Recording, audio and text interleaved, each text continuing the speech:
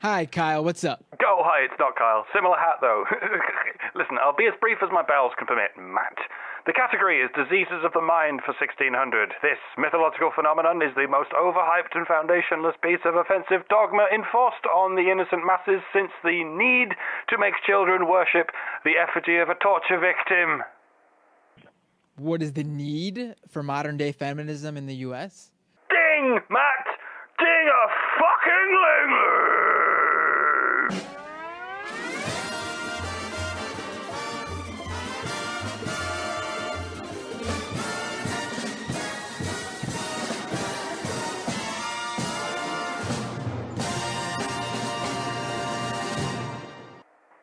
I quite like this format, Matt. I don't even need a hat. Plus, look at yourself, dude. Look at that. Anyone could ascertain before even hearing you speak that you probably have trouble brushing your own teeth.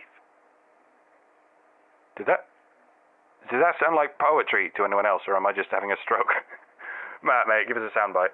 Doctored, manufactured claims from videos with a clear agenda. What? You just described what I do. How funny is that?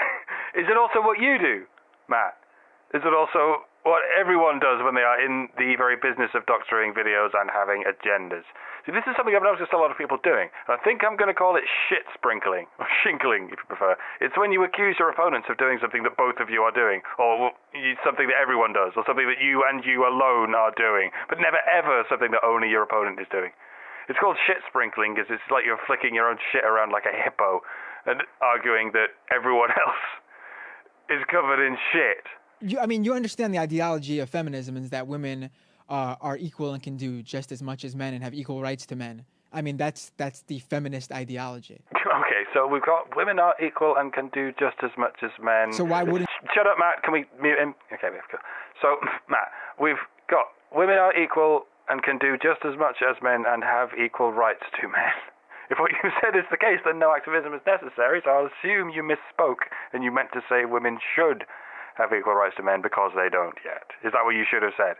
Because that contains a grossly intellectually dishonest misdirection, if perchance that is what you mean, Mr. Binder. I don't know your definition of modern-day feminism, so why don't you tell me that? Oh, it's remarkably simple, actually. If you're a women's rights advocate and a men's rights advocate, then you're an egalitarian. If you're a women's rights advocate but not a men's rights advocate, then you're a feminist. Is there any politician in office that declares themselves a modern-day feminist with the intent to ban content, or is there any policy pushes to ban content from people who claim themselves to be modern-day feminists? Because all I see is... All you see is dick, Matt. What was that? All you see is dick. Rows and rows of dick. It's an SJW's vision of heaven. You want to sit in a dick chair on top of a leaning tower of dick in the middle of a coliseum of dicks, so you can complain about all the dicks while all the other dicks complain about you, and then you wake up and you're a dick. Because I don't see what the issue with modern day feminism, because that's, to me, I mean, what I'm seeing, I mean, you said the term SJW, social justice warrior, which I find to be a funny term because I find nothing wrong with it. Hi. Yeah, I thought it should show up, even though it breaks the flow. You know, I thought you. Okay, this sounds weird, right? But I thought you might prefer to see me for a while. It's instead of Matt Binder. Like, for most of my life, the idea you might prefer to see me would never have formed in my brain, let alone my face. It was like, you know, like a fucking W sharp minor. Or like a fourth colour, you know what I mean? But, you know, for anyone out there who might be labouring under a sense that you're in some way unlovable, it's perfectly plausible that if thousands of people hear you, thousands of people will become quite fond of you. And, you know, you'll know you've started to pull yourself out of that quicksand when you can at least say to yourself, yes, people would rather see me than Matt Binder. Dear Diary, today is the first day of my journey as at least only the second most loathsome, dumbfounded, immaculately smack-headed, scalene, fractal, cactus-faced twat who ever splintered the fabric of carbon-based intelligence. Take 36. I don't see anything wrong with fighting for social justice. Well, the important thing is, Matt, that a social justice warrior is distinctly, very distinctly different from a human rights advocate. So a human rights advocate locates and identifies disparities in legal rights between different groups of humans under the same system. You know, give me back my children, let me out of prison, I'm innocent, can I please speak, yada yada yada. Whereas a social justice warrior is what happens when there are no human rights left to fight for in the sphere of humanity in which you are interested. So you start making up a load of micro-paranoid nonsense. Like, don't sit with your legs open, don't compliment strangers, don't let scientists wear shirts bearing the image of our prophet, say yes every 5 seconds or it's rape, air conditioning is sexist, and for fuck's sake somebody shut those human rights activists up, they're making us feel harassed. That sort of thing. It's not the difference between right and left. As a matter of fact, I think it might be the perpendicular difference between libertarian and authoritarian. Human rights advocates are libertarian. Social justice warriors are authoritarian. The people who stormed the Bastille were human rights activists. The people who gassed the Jews were social justice warriors. National Socialist Justice Warriors. You see the difference, Matt? Activists start revolutions. Warriors start wars. And I mean, if you want to call someone who does that a social justice warrior, I mean, that's a great name for it. It sounds good. I bet it does. I consider myself to be a social justice warrior. I fight for social justice. Good. The uniform would suit you. Feminism and what did you say you were? I'm sorry. What was it that you said you were? Well, as I said, I advocate for women's rights and I advocate for men's rights. And according to any definition ever given to me by any person or any dictionary, that makes me an egalitarian. Egalitarian, I mean, those are one and the same. I mean, I don't see the difference between the two of them. One's just a term that people men usually, who don't want to call themselves feminists because it doesn't sound manly for them. That's pretty much the people who I see calling themselves that. Okay, Matt, what the fuck are you talking about? It's the same exact cut his fucking mic. Okay. Matt, do you think you might be shinkling again? Is it possible that women don't call themselves egalitarian because it doesn't sound feminine enough? That would make more sense, wouldn't it, Matt? Men aren't eagles. After all, there is nothing manly sounding about egalitarian, but there is something distinctly feminine sounding in feminism. See, you mostly do nothing but shinkle, Matt. But the game is determining which kind of shinkling you're doing. Are you shinkling something that everyone does, or are you shinkling something that only you do? And I think I've just sufficiently demonstrated that in this case, you are shinkling something of which only you and your side are guilty. What are your feelings about Black Lives Matter? Black Lives Matter? Is that what you call Pepsi? I mean, look at the top CEOs of the Fortune 500. I mean, they're pretty much all men. Who's the second richest person in the world? Melinda Gates. If it costs $80 billion to keep her alive, she will live. They don't need to be out there saying, we need women and men CEOs, because that's not necessary to say. Yeah, we don't want men, we have too many, is what you can't avoid necessarily saying. We can't say we want men, and we can't say we want everyone. You have to say we want women. So take all the little girls, pat them on the head, wrap them in cotton wool, and say, you can do anything you like. And take all the little boys, kick their asses and shove them out into the street and say, you'll never amount to anything. Who do you think is going to have more drive? Matt. Who do you think is actually going to roll up their sleeves and go, right, I need to do something? And who do you think is going to fart around in a fantasy world forever making excuses? Do you think you might be causing the very thing you're supposed to be fighting against? Matt. People already see it's established. Men can be CEOs. If they make an immense amount of effort creating a business. So they're out there pushing forward the issue, which is women can do this too. Oh, wow, that's awesome, Matt. You're a fucking hero. You know, I have many female subscribers, and I don't think they'll mind me speaking for them when I say don't patronize me. you snaggle-brained hobbit monkey. I am not intimidated by men. I enjoy their company and look forward to competing with them. I build my house on the rocks of my own self-determination, thank you very much. Not in the sandpit of unduant mollycoddling you fly-tipped on the side of the freeway on my behalf. In short, fuck you, Matt. Black Lives Matter is doing the same thing. Yep, and I'll go ahead and speak for them, because they're probably thinking the same thing. Fuck you, Matt. I know my life matters. I do not require confirmation from your backward-ass, acidine ass. Are you going to tell us there aren't enough black CEOs, either?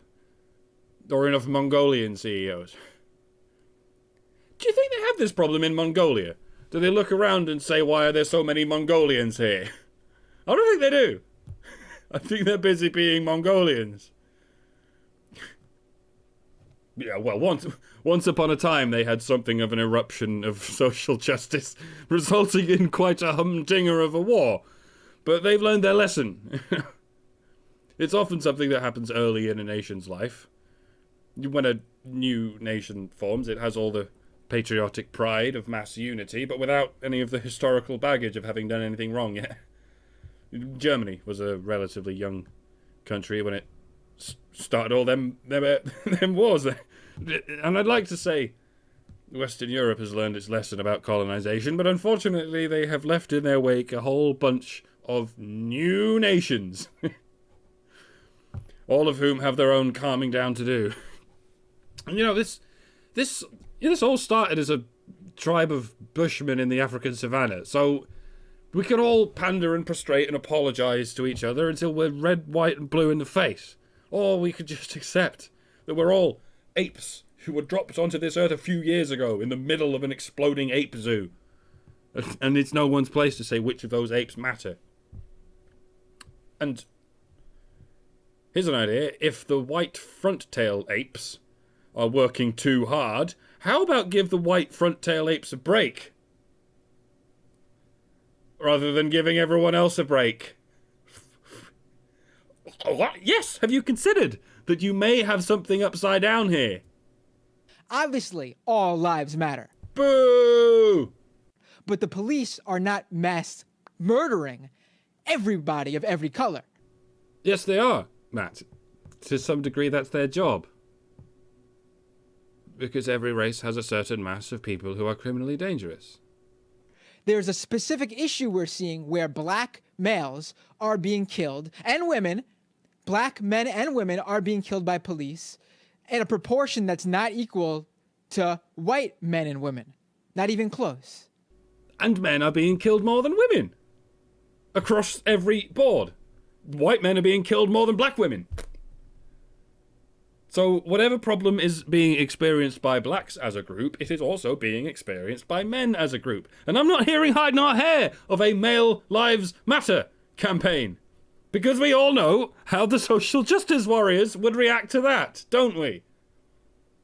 You know, if you guys really want to be honest about this, rather than jiggling everyone else's shit around with your lies and projections, if you won't let us say men and women can be CEOs, and you won't let us say all lives matter, then just cut the bullshit out and fire up your fucking white male lives don't matter campaign.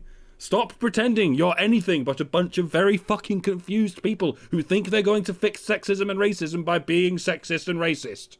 Everybody should agree, and if you do not agree with that, you are a white supremacist. Called it. Who can disagree with the term Black Lives Matter? The term is not Black Lives Matter and white lives do not. The term is Black Lives Matter. How can you not agree with that term? Gee, I don't know, Matt. Let's do an experiment, shall we? Black lives matter, white lives matter, all lives matter. Why are they booing, Matt? Why are they shouting him down? Which one of those three claims is making everyone so angry? Black lives matter. Alright, so far so good. White lives matter. You are a racist. All lives matter. You are a Ku Klux Klan member. See, Matt, if you were to say to me, Black Lives Matter, and I responded, what are you, a fucking Black Panther or something? That would be somewhat racist. And yet, if I say all lives matter, and you, as an organised jeering mob, respond, what are you, a fucking Klansman? There is apparently nothing racist about that.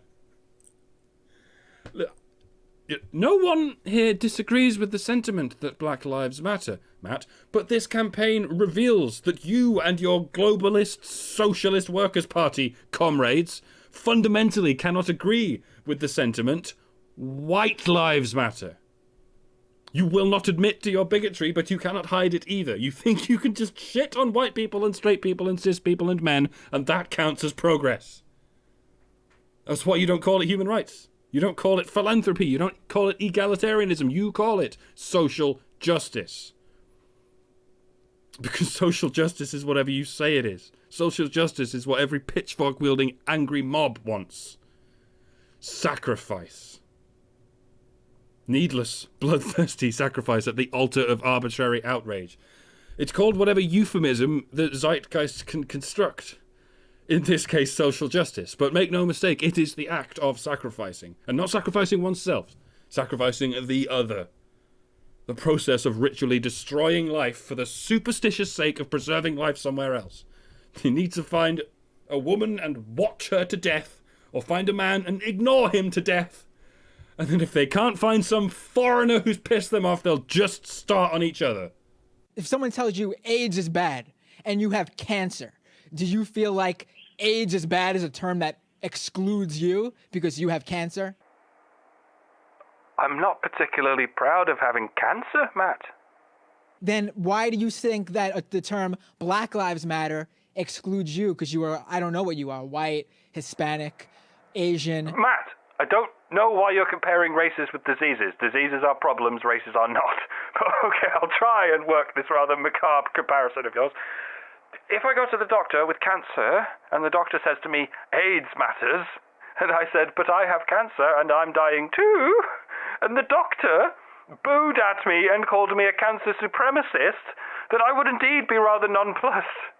And if I go to someone calling themselves a social justice warrior and I tell them I'm a straight white cis male and my life matters, then I would be just as nonplussed with the response you people invariably give. That doctor may well be a doctor, but they are a quack-addled, rain-dancing witch doctor. And that social justice warrior may well be a social justice warrior, but they are a quack-addled, rain-dancing, witch-hunting social justice warrior. I'm going to just go with this. What are your feelings on Bill Cosby? Well, I'm glad I've never had sex on drugs, because apparently that's rape now. So it takes 20 women to say that this person raped me for you to believe them? That would certainly do it, Matt. But when a woman says we had sex on drugs, and you can turn that into he raped her, that makes me, as I say, extremely relieved that all I ever did on drugs was masturbate furiously. Matt, you're a prick, mate. Anyone can really condemn you in the public opinion. You don't need any evidence. I disagree, Matt. I think Bill Cosby's life matters.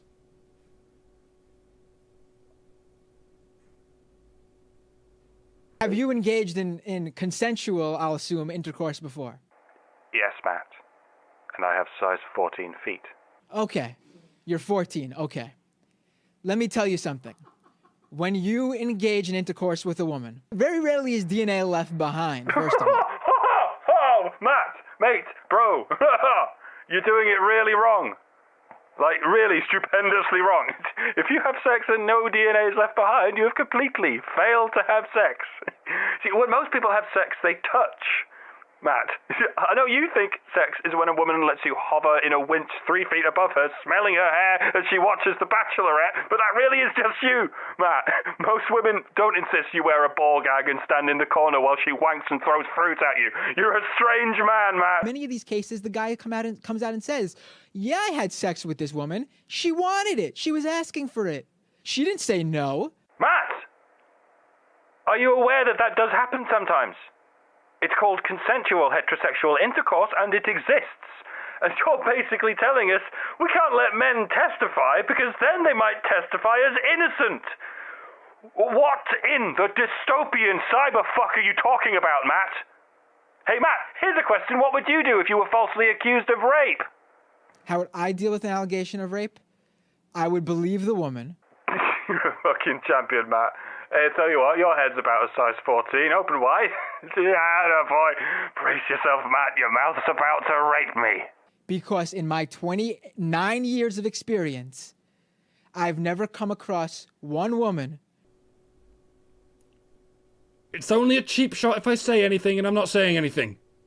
Who's ever, for the fun of it, made a claim of rape that didn't turn out to be true.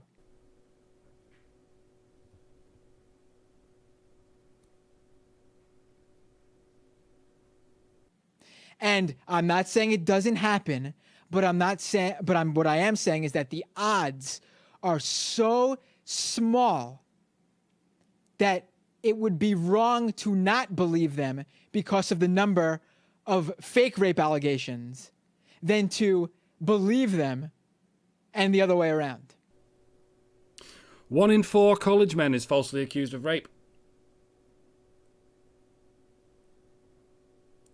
You refuse to believe that without giving a vigorous look at some statistics, right?